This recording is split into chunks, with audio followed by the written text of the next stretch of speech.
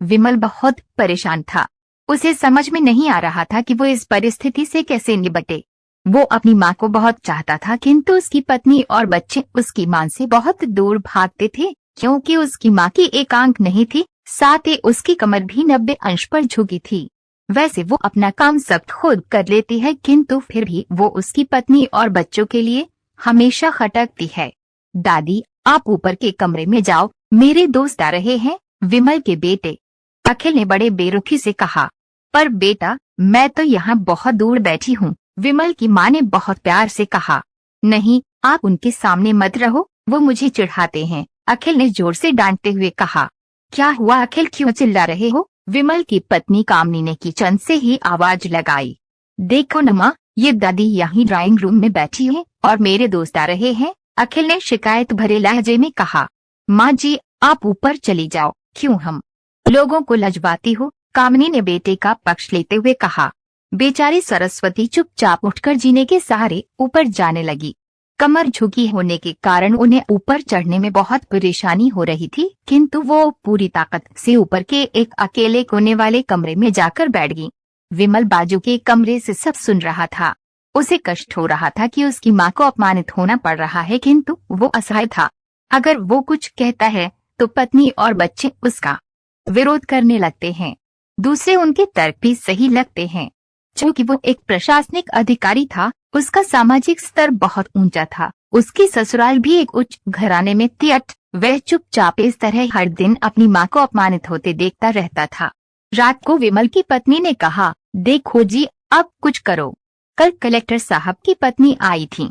माँ जी अपनी देशी धुन धारा में उनसे मिली। मुझे बहुत शर्म आ रही थी, बताते हुए कि ये मेरी सास हैं। मैंने कह दिया कि दूर के रिश्तेदार हैं, इलाज कराने आई हैं। विमल को रोना आ गया, किंतु फिर भी वह चुप रहा। उसे समझ में नहीं आ रहा था कि वो क्या करे। अपने बेटे की मनस्थिति को सरस्वती अच्छी तरह से जानती थी और बेटे को कोई कष्ट न हो इसलिए वो हर बात को चुपचाप सह लेती थी। विमल बहुत उदास रहने लगा।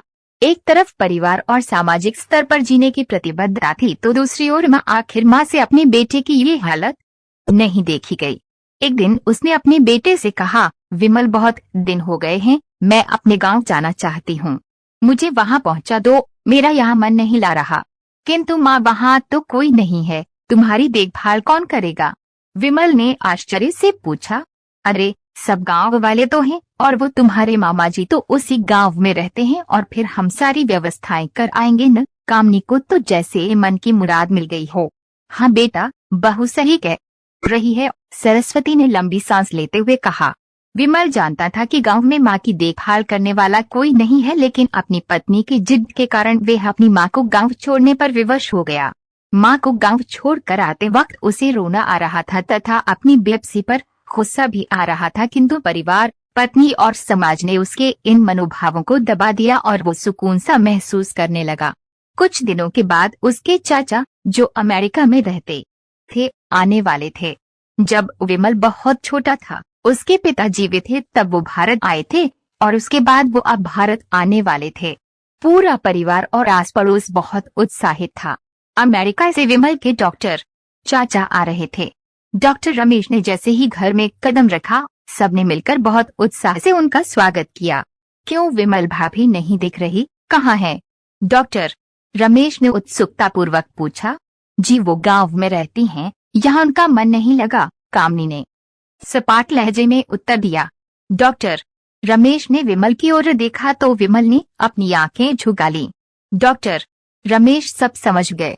बोले, कल हम भाभी से मिलने गांव चलेंगे सब लोग। दूसरे दिन सभी लोग गांव के घर में पहुंचे।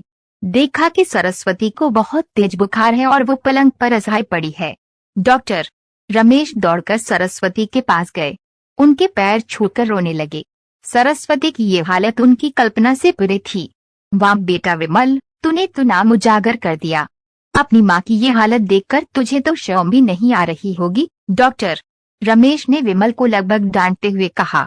नहीं देवराज जी, विमल का कोई दोष नहीं है, मैं खुद गांव आई थी। सरस्वती ने अपने बेटे का बचाव किया। मुझे सब पता चल गया भाभी, आप चुप रहो। क्यों बहू, तुम्हें अपनी सास की करूपता पसंद नहीं है? समाज में तुम्हें नीचा देखना पड़ता है ना? डॉक्टर रमेश ने कामनी की ओर व्यंग्य से देखा। कामनी निरुत्तर होकर विमल को देखने लगी।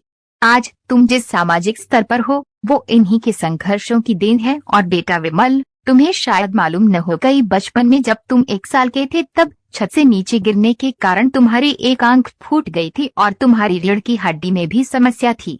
तब तुम्हारी इस कुरूप माँ ने अपनी एक आंख और अपना बोन मेरो तुम्हें देकर इतना सुंदर स्वरूप दिया था।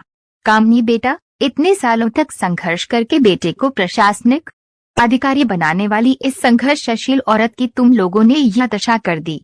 तुम्हें ईश्वर कभी माफ नहीं करेगा। डॉक्टर रमेश की आंखों से आंसू की जलधारा बह रही थी। अब भाभी, आप मेरे साथ अमेरिका जाएंगी, यहाँ इन स्वार्थी लोगों के बीच नहीं रहेंगी। डॉक्टर रमेश ने सरस्वती से कहा। विमल को तो काटो तो खून नहीं था। डॉक्टर रमेश जो उसके चाचा थे, उन्होंने जो राज बताया उसके बाद तो विमल को यही लग रहा था कि उससे ज्यादा पापी इंसान इस दुनिया में कोई और है ही नहीं। वह दौड़ता गया और माँ सरस्वती के कदमों से लिपट गया। माँ, मेरा अपराध अक्षम्य है। मैं जानबूझकर चुप्पी साधे रहा, आपका अपमान करवाता रहा। अब सिर्फ आप ही उस घर में मेरे साथ रहेंगे और कोई नहीं। विमल ने आग्नेय दृष्टि से अपनी पत्नी और बच्चों को देखा। कामनी को भी बहुत पश्चाताप हो रहा था, किंतु उसकी हिम्मत नहीं हो रही थी कि वो सरस्वती से आंख मिलाए। सरस्वती ने कामनी की मनस्थिति को समझकर उसको पुचकारते हुए अपने पास बुलाया और विमल को डांटते हुए कहा, खबरदार, जो मेरी बहू को मुझसे अलग करने की कोशिश की तो तुझे ही घर से बाहर निकाल दूंगी। कामनी और बच्चों ने सरस्वती के पैर पड़ते हुए अपने व्यवहार पर माफी मांगी और माँ के हृदय ने सबको माफ कर दिया।